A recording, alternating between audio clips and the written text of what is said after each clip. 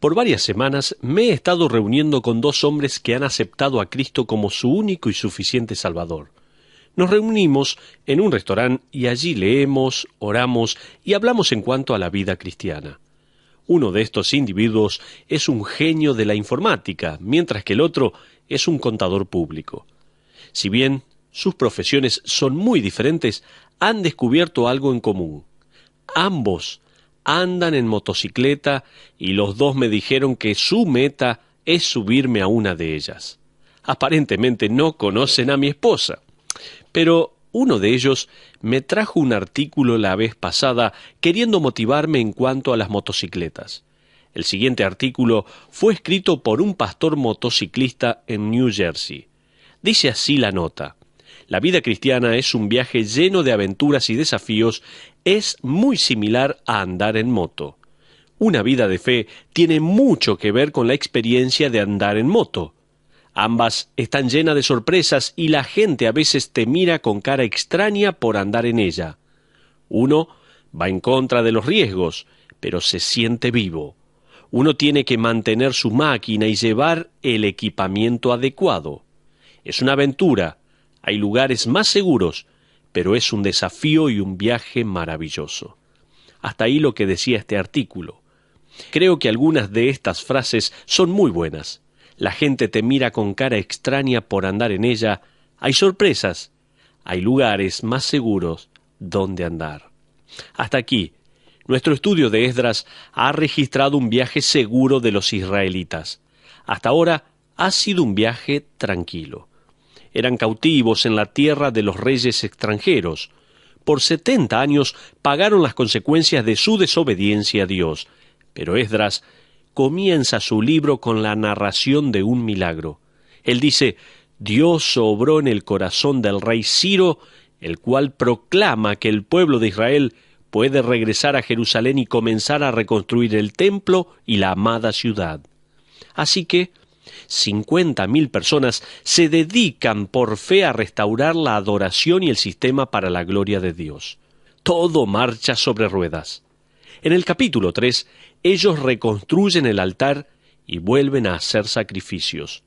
Comienzan con el proceso de restauración del templo, que había sido destruido, y hasta llegan a poner los cimientos del mismo.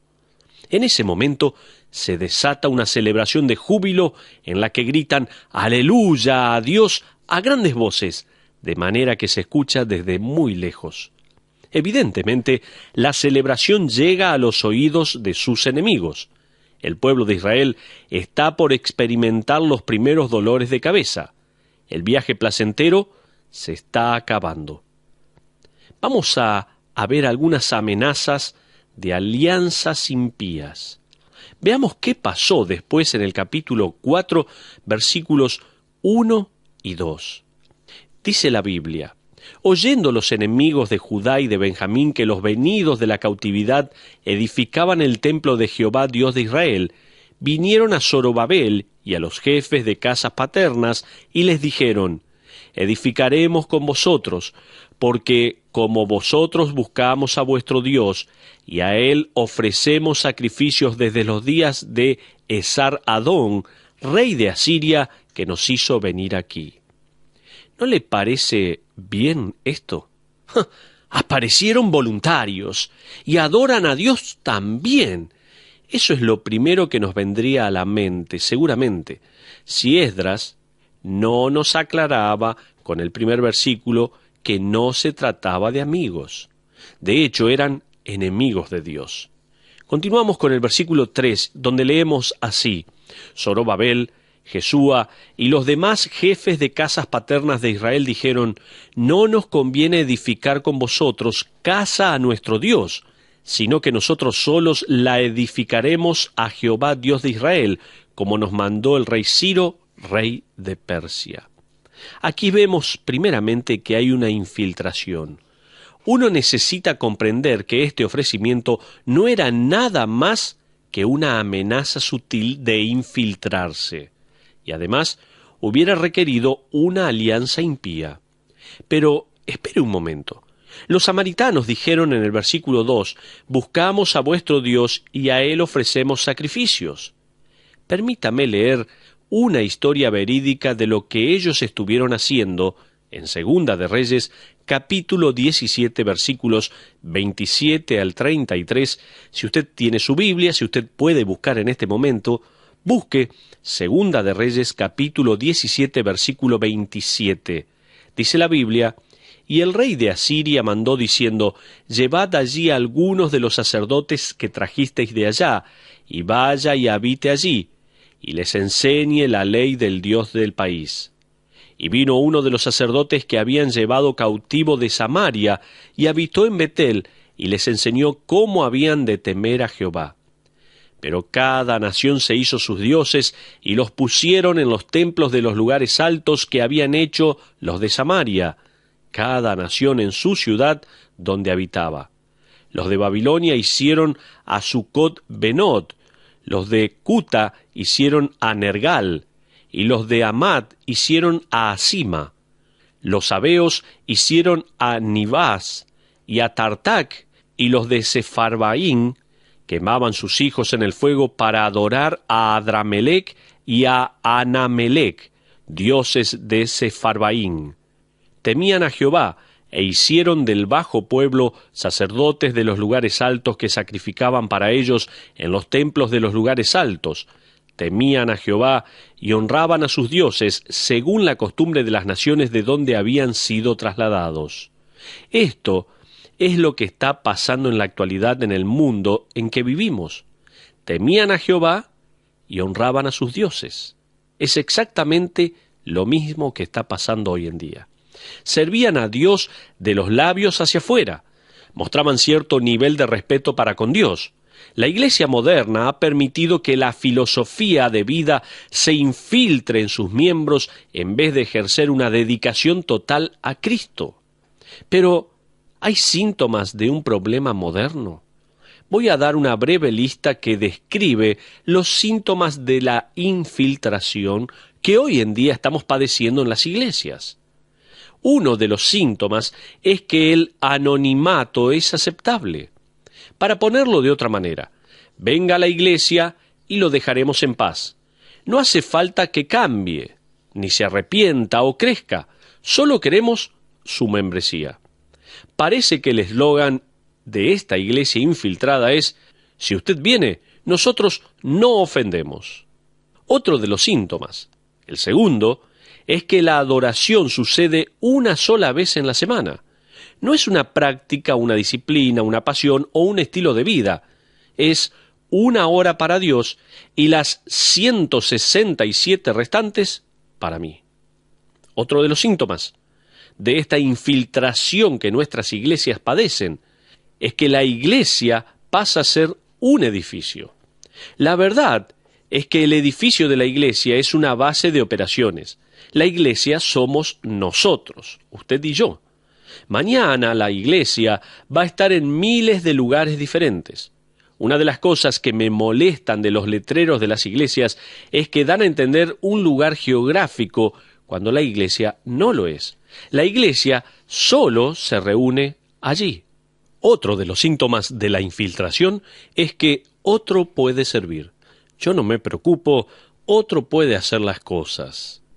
Quinto síntoma es que el dar propinas los domingos puede suplantar la administración sistemática. Un sexto síntoma es que la edificación se enfoca en sus necesidades en vez de los mandamientos de Dios. Para el cristiano promedio, la palabra edificación se refiere a cómo se siente uno. Si uno se siente bien después de la reunión, dice: hoy fui edificado. Hermanos, ser edificado no tiene nada que ver con cómo se siente uno, sino que tiene que ver con cómo vive. De hecho, una reunión edificante puede hacerlo sentir miserable al darse cuenta de su pecado y llevarlo al arrepentimiento. La edificación se lleva a cabo cuando conformamos nuestra voluntad a la voluntad de Dios. Piense en lo que cantamos. Cantamos algunas canciones de entrega total a Dios. ¿Escuchamos lo que cantamos? ¿Nos damos cuenta de lo que cantamos? El presidente Roosevelt estaba preocupado por las conversaciones superficiales y triviales de las recepciones en la Casa Blanca. Preguntándose si a alguien realmente le interesaba lo que los otros decían, decidió llevar a cabo un experimento.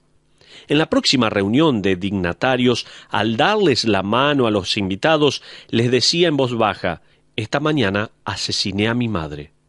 La gente le devolvía la sonrisa y le decían: «Usted está haciendo una gran labor». O tal vez le decían: «¡Qué hermoso!». Solo un invitado lo escuchó, un diplomático extranjero que le respondió: «Estoy seguro que se la vio venir». Le pregunto: ¿estamos escuchando? ¿Prestamos atención a lo que escuchamos? Otro de los síntomas de la infiltración es que la experiencia importa más que la teología. Antes de terminar, me gustaría repasar estos síntomas que tenemos de la infiltración que está socavando a la iglesia. Uno de los síntomas es que el anonimato es aceptable. El segundo síntoma es que la adoración sucede una sola vez a la semana. El tercer síntoma es que la iglesia pasa a ser un edificio. Otro síntoma más es que uno puede pensar: otro puede servir, otro puede hacer el servicio por mí. Otro de los síntomas es dar ofrendas, propinas, los domingos, y puede suplantar la administración sistemática. Un sexto síntoma es que la edificación se enfoca en mis necesidades en vez de los mandamientos de Dios. Por último, otro de los síntomas de la infiltración es que la experiencia importa más que la teología. En otras palabras, la Biblia tiene buenos consejos, pero no le haga caso. No se tome tan a pecho. Haga lo que haga, crea lo que crea, lo que haya experimentado es bueno para usted. Eso es lo que está pasando hoy en día en las iglesias. Uno casi puede escuchar a los samaritanos en Esdras capítulo 4 versículo 2 diciendo: «Escuchen, relájense un poco, nosotros les vamos a ayudar a construir». ¿Cómo que no tenemos nada en común? Agregamos a Jehová a nuestra lista de dioses. No sean tan intolerantes de nuestra religión. Para nosotros funciona bien.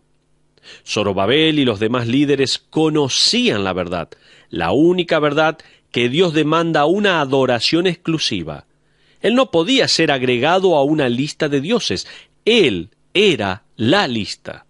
Zorobabel y los demás sabían que se trataba de una batalla de doctrina. Dios les había dicho: «No te harás dioses delante de mí». Ese es el mandamiento de Dios y punto. Aquellos que dicen adorar a Dios solo pueden adorar solo a Dios. En esta batalla de teología, los israelitas ganaron. Ellos no iban a ceder sus principios y convicciones y crear una alianza impía. Los israelitas esquivaron el desastre, ya que no cedieron a la tentación de una alianza impía, un compromiso totalmente impío. Si tan solo la iglesia actual aprendiera que nosotros tampoco debemos hacer la obra de Dios con la ayuda de personas que no le conocen. Por tanto, sea cuidadoso, use el discernimiento. Y aquí vimos, a través de la palabra de Dios, en este estudio de Esdras capítulo 4, la amenaza de alianzas impías, pero también está la amenaza de acusaciones injustas. Ahora fíjese lo que hacen a continuación los enemigos en los versículos 4 y 5. Intimidación. Dice la palabra de Dios: «Pero el pueblo de la tierra intimidó al pueblo de Judá y lo atemorizó para que no edificara. Sobornaron además contra ellos a los consejeros para frustrar sus propósitos todo el tiempo de Ciro, rey de Persia, y hasta el reinado de Darío, rey de Persia». Hasta ahí la porción de la palabra de Dios. En otras palabras, la construcción cesó. Cesó por casi 15 años. Zorobabel y los líderes fueron exitosos en contra de la infiltración, pero fueron intimidados y se rindieron a las acusaciones injustas y constantes. Visto de otra manera, ellos manejaron bien los problemas de doctrina y fueron victoriosos, pero no pudieron salir airosos de los problemas emocionales. ¿No se dio cuenta que el enemigo ataca por lo general de esta manera? Para algunos, la doctrina impura es el fin. No conocen la Escritura. Son llevados a donde quiera por todo viento de doctrina, son vulnerables a los falsos maestros. Nunca crecen y no son capaces de pensar críticamente, doctrinalmente y teológicamente. Para otros, la doctrina es sólida, pero sus emociones pasan a ser su destrucción. Incapaces de soportar el dolor del rechazo, el desánimo, el aislamiento, las pruebas o las desilusiones, se acurrucan y mantienen la fe en secreto. A propósito, Nehemías era así. Él resistió sin problemas las tentaciones a aliarse con los impíos. Él era fuerte doctrinalmente, pero cuando fue acusado personalmente de tener malos motivos, se puso de rodillas y le pidió fuerzas a Dios para continuar. Los versículos 6 al 23 no están en orden cronológico. Esdras resume décadas de desilusión. Él resume 15 años de una nación vencida y desanimada. Se trata de una de las armas más fuertes del diablo. Fíjese en el versículo 6. Dice, y en el reinado de Asuero, en el principio de su reinado, escribieron acusaciones contra los habitantes de Judá y de Jerusalén. En este versículo no nos da detalles, simplemente dice que una carta fue escrita acusando a los judíos de cosas injustas. A propósito, Asuero fue el rey que se casó con Esther. En el versículo 7 encontramos otra ilustración. Mire, también en días de Artajerjes escribieron Bislam, Mitrídates, Tabel y los demás compañeros suyos a Artajerjes, rey de Persia, y la escritura y el lenguaje de la carta eran en arameo. Ahora Esdras no va a dar el contenido de esta carta en particular, quizás porque resume lo que las demás cartas expresaban. Fíjese en los versículos ahora 11 y 12. Dice la Biblia, y esta es la copia de la carta que enviaron. Al rey Artajerjes, tus siervos del otro lado del río te saludan. Sea notorio al rey que los judíos que subieron de ti a nosotros vinieron a Jerusalén y edifican la ciudad rebelde y mala, y levantan los muros y reparan los fundamentos. Aquí hay 4 razones por las que los judíos pararon. A través de esta carta vamos a ver 4 razones por las cuales el rey hace un alto en la construcción de Jerusalén. La primera razón, tome nota por favor, que vemos aquí al leer, es que Jerusalén es una ciudad mala, llena de gente rebelde. A continuación, en el versículo 13 dice, ahora sea notorio al rey que si aquella ciudad fuere reedificada y los muros fueren levantados, no pagarán tributo, impuesto y rentas, y el erario de los reyes será menoscabado. Aquí vemos la segunda razón por la que cesa la construcción. Dice que la ciudad no va a pagar impuestos, el rey va a perder dinero. El versículo 14 dice, siendo que nos mantienen del palacio, no nos es justo ver el menosprecio del rey, por lo cual hemos enviado a hacerlo saber al rey. Ahora, la tercera razón para cesar la construcción, dice, tú, oh rey, estás por perder la imagen, el honor entre las naciones. El rey va a perder también, no solamente dinero, sino también su imagen. Fíjese los versículos 15 y 16. Para que se busque en el libro de las memorias de tus padres, hallarás en el libro de las memorias y sabrás que esta ciudad es ciudad rebelde y perjudicial a los reyes y a las provincias, y que de tiempo antiguo forman en medio de ellas rebeliones, por lo que esta ciudad fue destruida. Hacemos saber al rey que si esta ciudad fuere reedificada y levantados sus muros, la región de más allá del río no será tuya. Esta es la cuarta razón. Vas a perder poder. No vas a poder controlar nada más allá del Éufrates. ¿Qué piensa que un rey va a hacer después de escuchar que va a perder dinero, honor y poder. ¿Qué pensaría usted? No hay problema. Los impuestos son muy altos y la verdad que tengo ganas de repartir propiedades. Es tiempo de devolverle algo al pueblo. ¿Eso haría el rey? ¡Jamás! Un rey que, como leemos en el versículo 7, tiene la palabra impuesto como segundo nombre, jamás haría algo así. Bueno, Artajerjes busca en los archivos para corroborar y después da un edicto por el cual la obra debe cesar.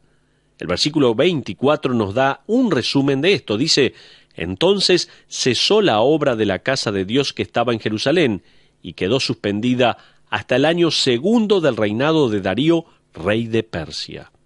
El rey ordenó que la obra cesara.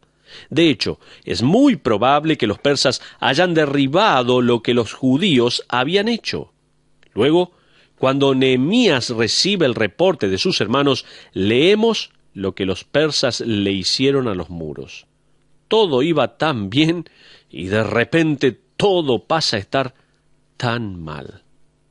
Pero ya para ir concluyendo, vamos a hacer una aplicación. Hay verdades antiguo testamentarias que siguen vigentes en la actualidad.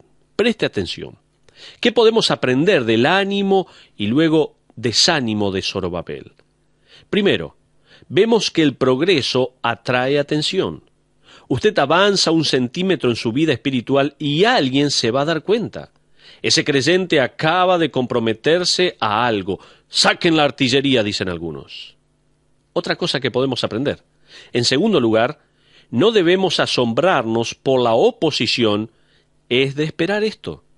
Pablo le escribió a su joven hijo en la fe las siguientes palabras en 2 Timoteo 3:12. Y también todos los que quieren vivir piadosamente en Cristo Jesús padecerán persecución. En otras palabras, todos los que se comprometen a vivir una vida piadosa se convierten en un blanco.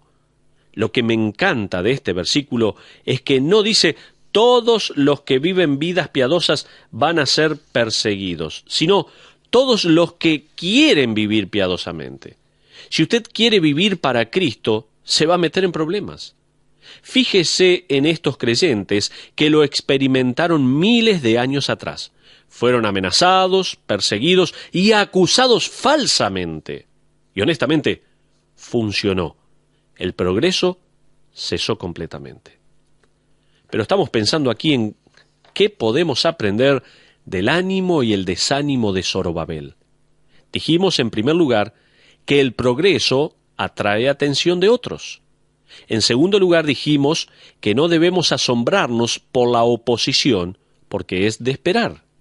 En tercer lugar, sin Dios, el fracaso está garantizado. Escuche bien, sin Dios, el fracaso está garantizado. ¿Qué va a suceder 15 años después, por lo cual la obra se reanuda? ¿Qué va a animar a los desanimados y a Zorobabel a tomar nuevamente las herramientas? Entre otras cosas, la predicación del profeta Zacarías. El mensaje de Zacarías, que muy rara vez se lo mira en su contexto histórico que acabamos de estudiar, lo encontramos en Zacarías capítulo 4, versículo 6, y dice: esta es palabra de Jehová a Zorobabel, que dice: no con ejército ni con fuerza, sino con mi espíritu, ha dicho Jehová de los ejércitos. Ahí está la palabra.